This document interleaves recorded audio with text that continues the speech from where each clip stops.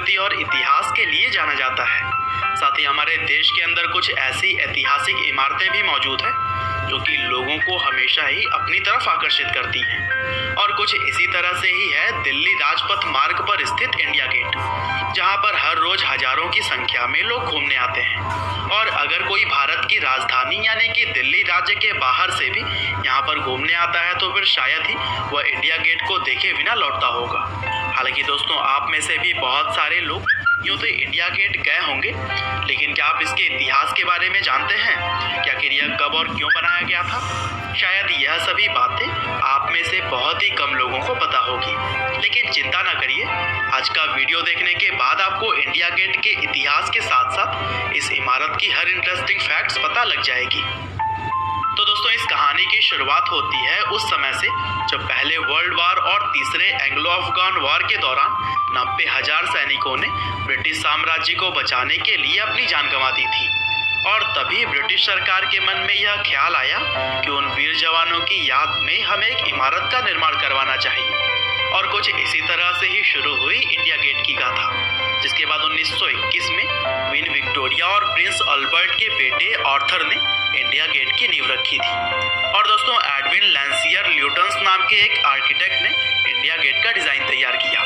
और फिर करीब 10 सालों तक काम चलने के बाद से 1931 में इंडिया गेट तैयार हो सका। और दोस्तों, कहा जाता है कि इंडिया गेट को पेरिस में स्थित आर्क डे ट्रायम्फ से इंस्पायर होकर बनाया गया था। दरअसल आर्क डे ट्रायम्फ को भी नेपोलियन युद्धों में अपनी जान गंवा देने वाले सैनिकों को याद करने के लिए 1836 में तैयार किया गया। और जैसा कि आप सभी अपने स्क्रीन पर देख ही सकते हैं कि इंडिया गेट पेरिस में स्थित इस स्मारक से कितना मिलता जुलता है।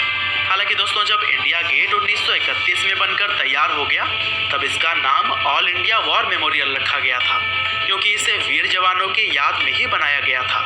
लेकिन आगे चलकर इसका नाम बदलकर इंडिया गेट कर दिया गया।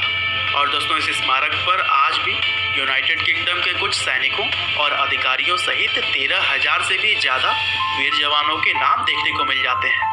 और दोस्तों, 42 मीटर ऊंची इस इमारत के निर्माण में लाल और पीले रेतीले पत्थर और ग्रेनाइट का उपयोग किया गया है। और यह आज भी दुनिया के सबसे बड़े युद्ध स्मारकों में से एक है। और दोस्तों, चूंकि इंडिया गेट ब्रिटिश सरकार ने आज़ादी से पहले ही बनवाया था, इसीलिए गेट के पास में ही किंग जॉर्ज V की प्रतिमा स्थापित की गई थी। लेकिन आज़ादी के बाद से इसे हटाकर कोरोनेशन पार्क में रख दिया गया और वहाँ पर अब केवल जॉर्ज V के ऊपर लगी हुई छतरी रह गई है।